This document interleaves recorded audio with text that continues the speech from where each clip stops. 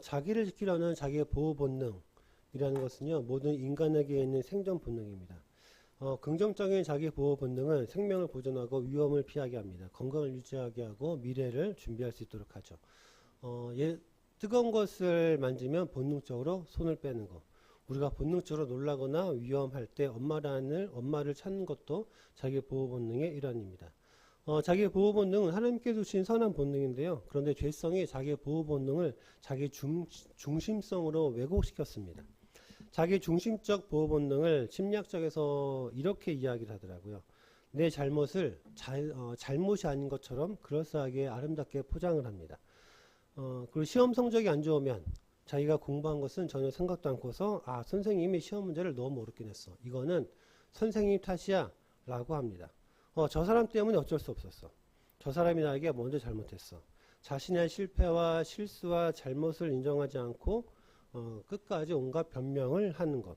또한 자기 실수를 그냥 대수롭지 않게 별것 아닌 것처럼 그렇게 그냥 축소시키는 것. 그래서 자기 보호가 지나치면요, 자기 잘못을 인정할 때 자존감이 무너지기 때문에 끝까지 자기 책임을 전가하고 회피하고 변명한다라고 합니다. 자기 보호 본능이 죄성으로 인해서 자기 중심성으로 왜곡되면서 인간은 하나님을 사랑하고 하나님을 의지하고 하나님께 영광 돌리는 존재였는데 이제는 자신을 사랑하고 자신을 의지하고 자신에게 영광 돌리는 존재가 자신을 변호하는 존재가 되었습니다. 죄를 짓기 전에 아담과 하와는요, 하나님을 피해 숨지 않았습니다. 하나님과 대면하면서 살았거든요. 그런데 죄인이 되고 나서는 하나님을 피해 숨습니다. 자신을 가리고 다른 사람을 탓하죠. 책임을 전가하고 회피합니다. 아담이 하와를 처음 봤을 때 내 뼈 중에 뼈요, 살 중에 살이라는 고백을 합니다. 하와를 처음 봤을 때 그렇게 뼈 플러팅을 하더니 죄를 짓고 나서는 하나님이 주신 여자 때문이라고 합니다. 뼈 플러팅이 아니라 저 여자 때문에, 하나님이 주신 저 여자 때문에 내가 죄를 지었습니다. 하나님께 불순종했습니다 라고 합니다. 자기 잘못을 하와 때문에, 그리고 하와를 주신 하나님 탓이라고 합니다. 이 과정과 결과에 대한 책임보다는요, 변명과 책임 전가, 회피로 자신을 의롭게 하려는 모습입니다. 그래서 종교 권력자들은요, 자기 의를 버리지 못했습니다. 자기 의를 지키는 것이 하나님보다 더 중요했습니다. 예수님께서요, 자기들의 죄를 지적하셨을 때 그들은 회개하지 않고요, 오히려 죄를 지적한 예수님을 죽이려고 했습니다. 끝까지 자기를 지키려고 했죠. 자기의 체면을 지키고 자기의 명예를 지키고 자기들의 이익과 자기들의 의로움을 지키려고 했습니다. 그런데 십자가는 자기 중심적 보호 본능, 그러니까 자기를 지키려는 것과 전혀 다른 길입니다. 십자가는 자기를 비우는 길입니다. 다른 사람들을 보호하는 길이며 하나님의 뜻에 순종하는 길입니다. 예수님을 주로 고백하고 믿는 것입니다. 그러니까 예수님께서 가신 길을 따라가는 길이죠. 자기를 지키려는 자기의 자리에서는요, 하나님의 뜻이 온전히 성취될 수가 없습니다. 하나님의 목적을 찾을 수가 없죠. 하나님의 사랑과 은혜를 찾아볼 수가 없습니다. 오늘 본문에서 이러한 모습이 드러납니다. 빌라도의 법정에서는요, 침묵하신 예수님과 그리고 결정 못하는 빌라도, 그리고 선동하는 종교 권력자들과 선동당하는 군중들이 있습니다. 이 법정에서 예수님에게서는요, 하나님의 뜻이 성취됩니다. 그런데 빌라도와 군중들과 종교의 권력자들, 이 사람들은 자기를 지키려는 죄악된 모습만 보입니다. 11절 12절입니다. 예수께서 총독 앞에 섰음에 총독이 물어 이르되 네가 유대인의 왕이냐? 예수께서 대답하시되 네 말이 옳도다 하시고 대제사장들과 장로들에게 고발을 당하되 아무 대답도 아니하시는지라. 빌라도가요, 사형을 집행할 수 있는 로마 관리입니다. 그런 거 예수님께 묻죠. 당신이 유대인의 왕인가? 빌라도의 질문은요, 총독으로서 공식적인 질문입니다. 그러니까 재판장에서 재판관이 하는 공식적인 질문이죠. 유대 종교 권력자들은 예수님을 종교적인 죄로, 그러니까 신성모독으로 빌라도에게 넘겼습니다. 그런데 빌라도는요, 유대인의 종교적인 문제에는 전혀 관심이 없습니다. 예수님이 십자가의 형을 받을 정도로 로마법을 어겼는가, 이것만 봅니다. 로마가 공식적으로 임명한 로마 총독이기 때문에 유대인의 왕이라고 했던 사람은 로마가 임명했던 예수님이 약이었을 때 예수님을 죽이려고 했던 동방박사가 만났던 헤롯 대왕이 유일합니다. 그런데 자신을 지금 유대인의 왕이라고 주장을 한다는 것은요, 로마 입장에서 보면 그 자체를 로마에 항거하고 있는 것이죠. 빌라도는 로마 총독으로서 이것을 반드시 확인해야 됩니다. 그런데 예수님께서 당신 말이 옳다. 당신이 나를 유대인의 왕이라고 지금 말한다라고 말씀을 하고 있단 말이에요. 이 대답을 정치적인 의미로 해석을 한다면 나는 로마에 항거하고 있다라고 볼 수 있는데, 그런데 이 대답을 들은 빌라도가 예수님을 반역자로 보지 않습니다. 독립군으로 보지 않거든요. 왜냐하면 종교 권력자들에게 예수님이 지금 미움을 받아서 지금 끌려왔잖아요. 빌라도에게 이 사람을 죽여달라고 종교 권력자들 끌고 왔는데, 그래서 빌라도는 유대 지도자들이 이 고발 자체가 그들의 권력 욕심 때문이라는 것을 압니다. 12절을 보면 빌라도와 예수님의 대화를 들었던 종교 권력자들이요, 예수님을 죽이려고 거짓으로 막 고발합니다. 그런데 예수님께서는요, 빌라도의 질문에 대답하시고 종교 권력자들의 거짓과 모험에 대해서는 아무런 말씀도 하지 않고 침묵하세요. 더 13절 14절을 보죠.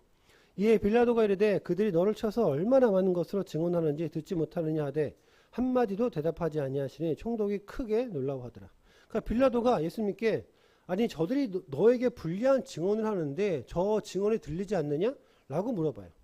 종교 권력자들은 빌라도 자신에게 예수님을 죽여달라고 온갖 거짓을 말하는데 자신의 목적과 이익을 위해서 저렇게 열심히 나를 설득하는데 당신은 왜 나에게 단 한마디도 하지 않는가? 빌라도는요, 단 한마디도 하지 않은 예수님이 이해가 되지 않습니다. 내 말 한마디로 인해서 당신의 인생이 결정될 수 있는데 그래도 나에게 침묵하겠는가? 종교 권력자들에게 있어서 빌라도가 최고 결정권자였기 때문에 그를 설득하기 위해서 온갖 말을 합니다. 그런데 예수님에게는요, 빌라도가 최고 결정권자가 아닙니다. 모든 일을 결정하는 것은 하나님이시기 때문에 예수님께서는 최고 결정권자이신 하나님의 뜻에 따라서 침묵하시고 대답하실 때는 대답을 하시거든요. 내 인생에서 누가 무엇이 최고 결정권자인가? 내가 누구를 설득하기 위해서 누구에게 잘 보이기 위해서 이렇게 열심인가? 내 인생의 최고 결정권자가 누구냐에 따라서 우리의 선택이 달라집니다. 우리가요, 사람을 무서워하면 사람을 따라서 선택하고요, 물질이 우리에게 최고 결정권자이며 물질을 따라서 선택을 합니다. 다른 것들을 내 인생의 최고 결정권자의 자리에 올려놓으면 우리 삶이 항상 불안합니다. 왜냐하면 그 최고 결정권자라고 우리가 올려놓은 것 자체가 불완전하기 때문에 그래요. 사람이 최고 결정권자이면 사람이 완전하겠습니까? 사람의 선택이 완전합니까? 아니잖아요. 돈이 최고 결정권자이면 돈이 완전합니까? 아니잖아요. 그리고 그런 불완전한 선택으로는요, 나를 통해서 이루시는 하나님의 목적 자체가 이루어질 수 없습니다. 하나님의 뜻이 이루어질 수가 없다라는 거죠. 하나님의 선택은 완전한 선택이기 때문에 불완전하지 않습니다.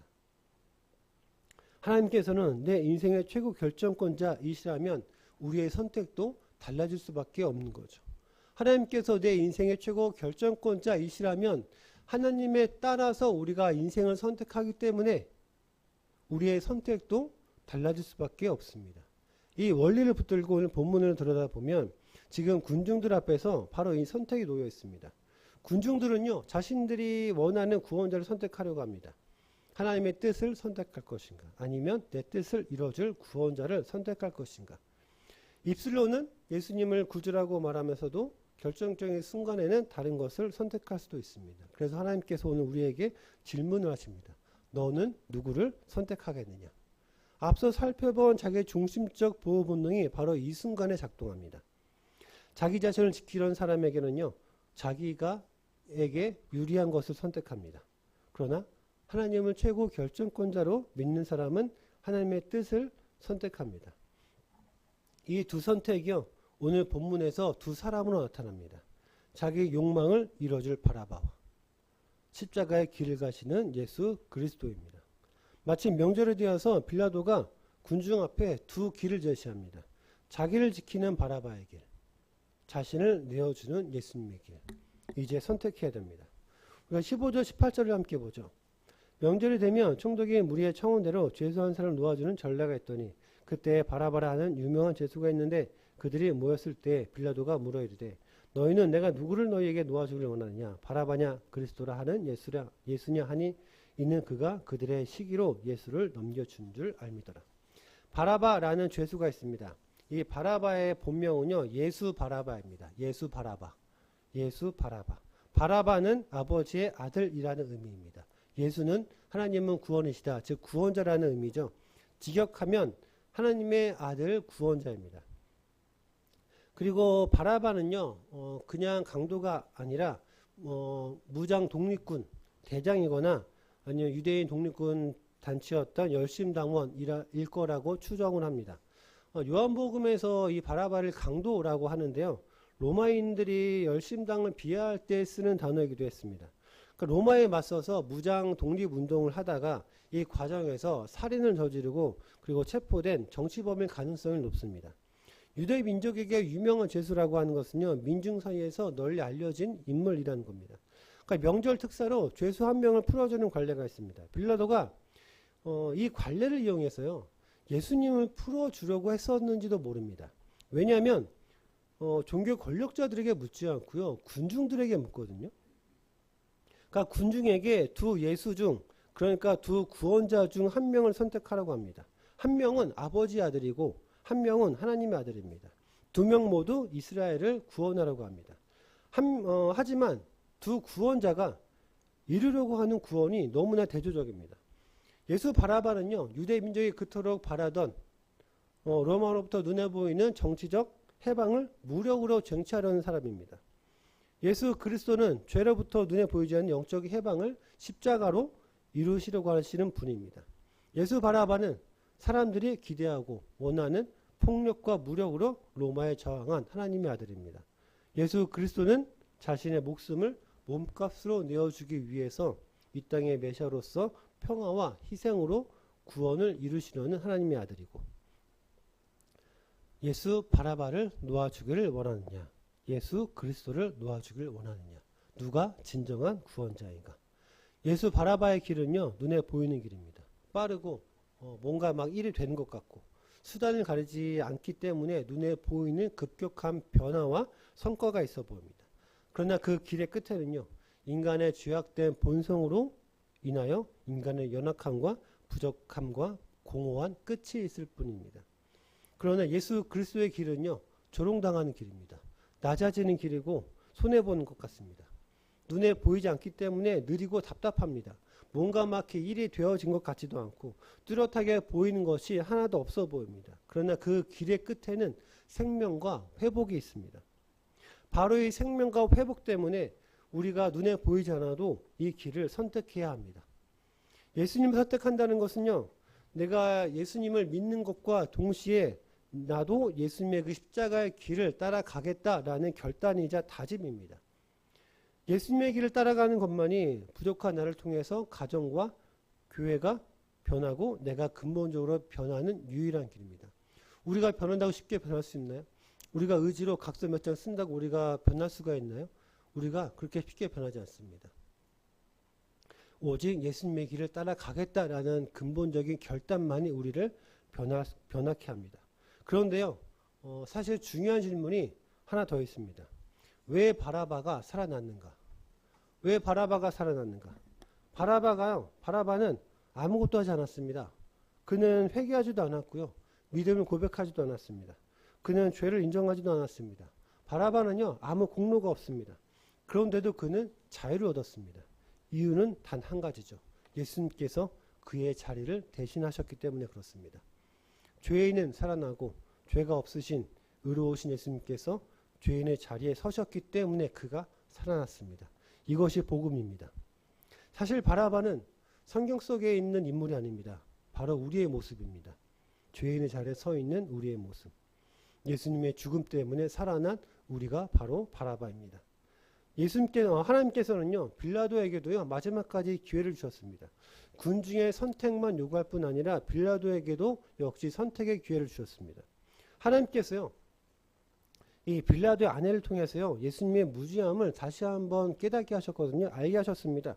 19절에 보면 총독이 재판석에 앉았을 때 그의 아내가 사람을 보내 이르되 저 옳은 사람에게 아무 상관도 하지 마옵소서. 오늘 꿈에 내가 그 사람으로 인하여 애를 많이 태웠나이다 하더라. 마태복음에서 꿈은요, 하나님의 계시 수단으로 언급됩니다. 그러니까 빌라도 아내가 꿈을 통해서 예수님은 무죄한 사람, 의로운 사람이라는 것을 알게 됩니다. 그래서 남편에게 급하게 사람을 보내서 예수님에게 아무 상관도 하지 말라고 합니다. 그러니까 예수님에게 유죄 판결하지 말라고 하는 것이죠. 왜냐하면 예수님의 무죄함이 이방 여인을 통해서도 확인이 됩니다. 진리가 이렇게 분명하게 증언되었음에도 불구하고 결국 이 빌라도의 법정을 지배한 것은 진리가 아니라 소리였습니다. 권력자들의 소리, 군중의 소리였습니다. 20절, 26절을 보면 대제사장들과 장로들이 무리를 권하여 바라바를 달라 하게 하고 예수를 죽이자 하게 하였더니 총독이 대답하여 이르되 둘 중에 누구를 너희에게 놓아 주기를 원하느냐 이르되 바라바로소이다. 빌라도가 이르되 그러면 그리스도라 하는 예수를 내가 어떻게 하랴. 그들이 다 이르되 십자가에 못 박혀야 하겠나이다. 빌라도가 이르되 어찌 미냐 무슨 악한 일을 하였느냐. 그들이 더욱 소리 질러 이르되 십자가에 못 박혀야 하겠나이다 하는지라. 빌라도가 아무 상관도 없이 도리어 밀란이 나려는 것을 보고 물을 가져다가 무리 앞에서 손을 씻으며 이르되 이 사람의 피에 대하여 나는 무죄하니 너희가 당하라. 백성이 다 대답하여 이르되 그 피를 우리와 우리 자손에게 돌릴지어다 하거늘 이에 바라바는 그들에게 놓아주고 예수는 채찍질하고 십자가에 못 박히게 넘겨지랴. 20절에 보면요, 무리를 권하여, 이 말은 무리를 구슬려서 라는 의미입니다. 그러니까 빌라도가 예수님이 죄가 없다는 것을 알면서도요, 자기의 책임을 회피하라는 목적으로 군중들에게 선택을 미룹니다. 그러니까 군중들이 이 구절 전까지만 해도요, 예수님을 미워했다라고 말씀하지 않습니다. 그러니까 군중들도 지금 선택을 못하고 머뭇거리고 있었을 가능성이 있습니다. 이때 종교 권력자들이 20절에 보면 무리를 권하여, 무리를 구슬려서 예수님을 죽이도록 거짓으로 군중을 선동합니다. 군중은요, 이들의 거짓 선동에 넘어가서 스스로 제대로 된 판단을 하지 못합니다. 빌라도가 아니 이 사람이 무슨 악한 짓을 지어서 십자가에 못 박히라고 요구하느냐라고 했을 때 그냥 십자가에 못 박혀야 하겠나이다. 십자가에 못 박으십시오. 라고 그냥 외칠 뿐입니다. 그러니까 종교 권력자들의 거짓된 말에 넘어가서 판단의 기준이 그들의 거짓된 말입니다. 군중들은요, 보이는 것에 현혹당했습니다. 들리는 것에 넘어갔고요. 이들에게 중요한 것은요, 십자가의 사랑이 아닙니다. 내 눈에 보이고 내 귀에 들리는 현실입니다. 그래서 눈이 뒤집혀서요, 아무런 말도 안 들릴 정도로 맹목적으로 그냥 단 한마디만을 외칩니다. 십자가에 죽여주세요.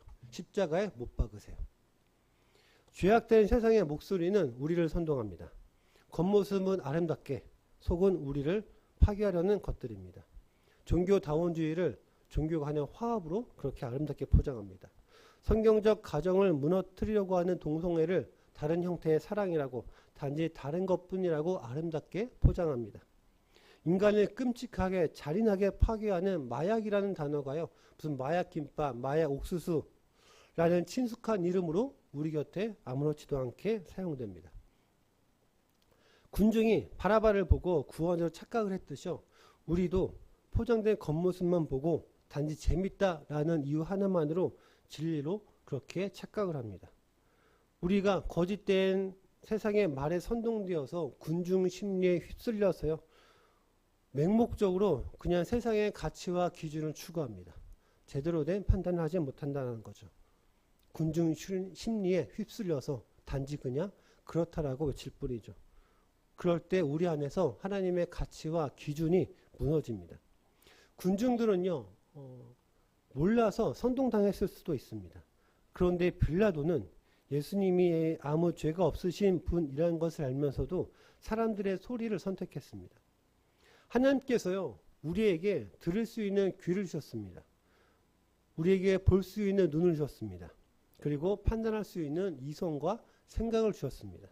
하지만 하나님께서 주신 우리의 판단의 능력은요, 죄로 인해서 심각하게 오염됐습니다.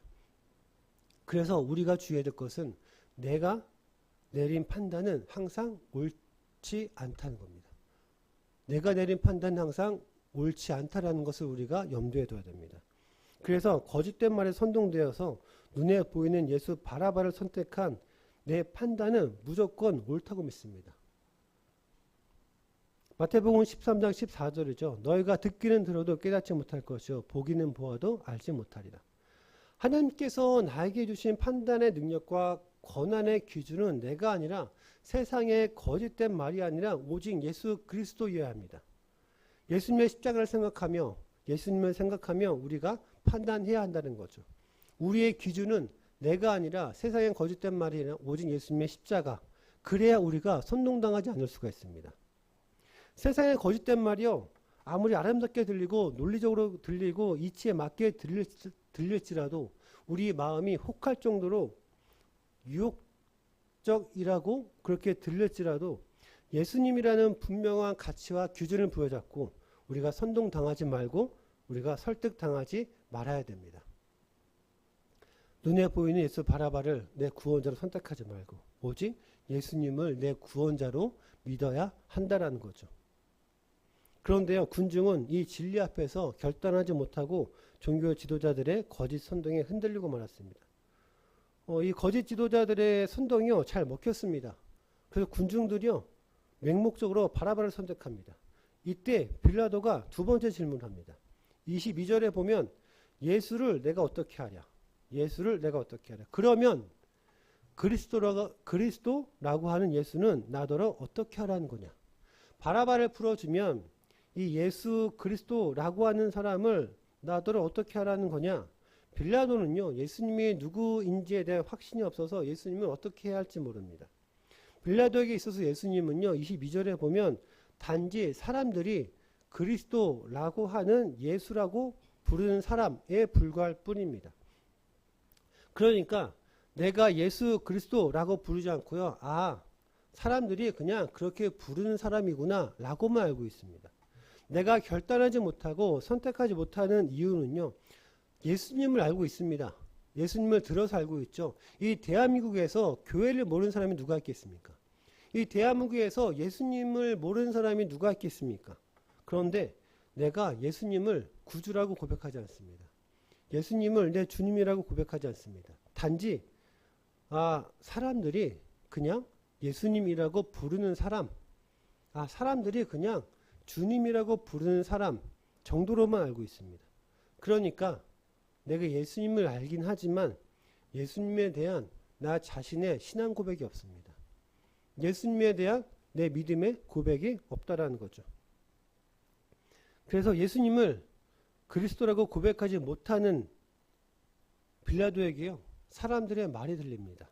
정치적인 의도와 목적이 보입니다. 그런데 예수님을 그리스도라고 고백하는 사람들에게는요, 예수님이 보입니다. 하나님의 의도와 목적이 보이죠. 군중들은요, 맹목적으로 예수님을 십자가에 못 박으라고 합니다. 왜냐하면 군중들에게도 예수님은 단지 신성모독을 저지른 죄인에 불과할 뿐이기 때문에 그렇습니다. 지금 군중들의 그 요구를 들어주지 않으면 밀란이 일어날 것 같습니다. 로마 총독으로서 밀란이 일어나면 안 되니까 빌라도는 자신의 이런 정치적 자리를 걸고 예수님을 풀어줄 이유가 없습니다. 자신에게 아무런 이익이 없는데 굳이 위험을 감수하고서 정의를 추구하는 사람이 아닙니다. 빌라도는 설득당한 군중의 외침과 폭동이 일어날 것 같은 분위기에 진리를 외면합니다. 24절에 보면 빌라도가 손을 씻죠. 그런데 이 손을 씻는 행위는요, 나는 예수님의 피에 아무런 책임이 없다라는 퍼포먼스입니다. 그런데요, 이런 행위가로 인해서 진짜 그의 책임이 사라집니까?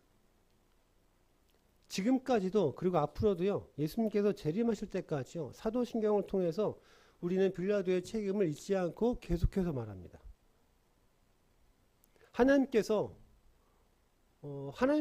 맡기신 그 책임을 다른 사람에게 묻지 않습니다. 그 하나님께서 나에게 맡기신 책임은 나에게 묻습니다.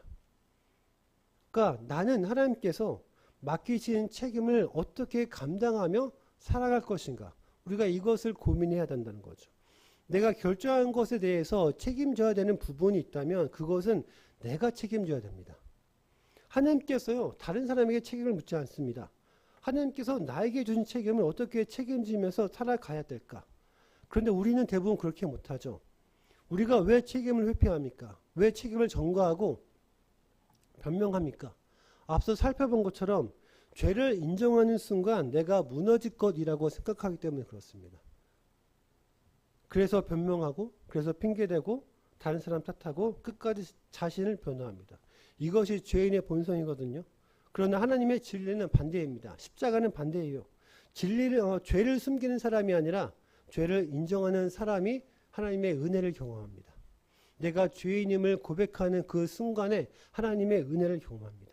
하나님의 십자가의 그 은혜가 나에게 임합니다. 진리는요, 죄를 인정하는 순간 깨닫게 되고 내가 죄인임을 고백하는 순간 나에게 임합니다. 이것이 십자가의 진리입니다. 빌라도는 진리가 없었기 때문에 책임을 회피했습니다. 진리보다 사람들의 소리가 더 크게 들렸습니다. 진리가 내 안에 없으면 힘이 있는 사람들의 목소리가 들리겠죠. 진리가 내 안에 없으면 세상의 목소리가 들립니다. 어떤 사람들의 목소리가 들리겠습니까? 성공한 사람, 힘 있는 사람들의 목소리 큰 사람들의 목소리가 들리겠죠. 진리가 없어서 끝까지 자기 책임을 피하려 하지만 예수님은요, 죄인의 책임을 대신 지었습니다. 우리는 말하죠. 이건 제 책임이 아니에요. 이건 제 책임이 아닙니다. 라고 말하지만 예수님은요, 내가 대신 책임지겠다 라고 말씀하시면서 십자가를 지셨습니다. 그렇다면 죄인이 우리가 어떻게 십자가를 감당할 수 있겠습니까? 오늘 본문에서 그 답을 보여주죠. 바라바가 져야 됐을 책임을 예수님께서 대신 지었습니다. 바라바는 자유를 얻었고 예수님은 정죄를 받으셨습니다. 우리의 구원도 같습니다. 우리가 죄가 없어서가 아니라 예수님께서 우리의 책임을 대신 지셨기 때문에 우리가 용서받았습니다.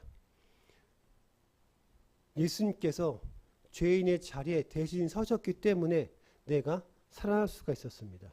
이거 십자가의 대속입니다. 그런데 군중은요, 우리와 우리의 자손들이 그 핏값을 책임지겠다라고 합니다. 자기들이 구원자의 자리에 올라가겠다라는 거죠. 이스라엘 백성들이 책임을 지겠다라는 건 이스라엘 백성들이 지금까지 누려왔던 하나님의 자녀라는 선민이라는 자녀와 특권을 상실하고 신앙의 중심인 예루살렘 성전이 파괴되는 것을 의미합니다. 이제는요, 그들이 민족적인 하나님의 선민이 아니라 그들이 배척해서 십자가에 죽인 예수님을 믿는 사람이 하나님의 선민, 하나님의 자녀라는 특권을 누리게 된다는 겁니다. 유대인 중심의 예루살렘 성전이 무너지고 신앙의 중심인, 믿음의 중심인 하나님의 성전이 이제 하나님의 자녀들에게 세워질 것입니다. 그래서 예수님을 메시아로 믿는 사람들, 특히 열한 제자로 인해서 하나님의 새로운 백성 공동체인 초대교회가 세워지게 됩니다. 그리고 우리를 통해서도 교회가 계속해서 세워지게 되죠. 바라바는요, 죄를 지었지만 풀려났습니다. 왜냐하면 예수님께서 그의 자리를 대신하셨기 때문에 그렇습니다. 바라바가 풀려났다는 건 그의 의로움 때문이 아닙니다. 예수님이 그의 자리를 대신하셨기 때문이죠. 이것이 바로 복음의 핵심입니다. 사실 바라바는요, 특별한 사람이 아니라 바로 나의 모습입니다. 바로 우리의 모습이죠. 오늘 본문에서 우리는 아담처럼 죄를 인정하기보다는 변명했습니다. 종교의 권력자들처럼 자기 의를 붙들었습니다. 빌라도처럼 진리보다는 사람들의 소리에, 세상의 소리에 따라서 책임을 회피하고 군중처럼 눈에 보이는 것과 들리는 말에 쉽게 선동되었습니다. 모습은 서로 다르지만 결국 모두 죄인의 자리, 바라바의 자리에 서 있는 사람들입니다. 그런 우리를 대신해서 예수님께서 바라바의 자리에 서셨습니다. 우리가 받아야 될 정죄를 대신 받으시고 우리가 져야 될 책임을 대신 지시며 십자가를 지었습니다. 그래서 우리가 살아났습니다. 그래서 우리가 하나님께 예배 드릴 수가 있습니다. 이것이 하나님께서 우리에게 베푸시는 은혜이며 복음의 능력입니다. 오늘 우리가 내가 바라바라는 것을 인정할 때 예수님은 우리 대신 십자가를 지셨다라는 그 복음이 우리 삶에 있어서 가장 큰 은혜가 기쁨이 될 것입니다. 오늘도 바라바였던 우리를 대신해서 십자가를 지신 예수님만을 우리의 참된 구원자로 붙들며 살아가시기를 축원드립니다.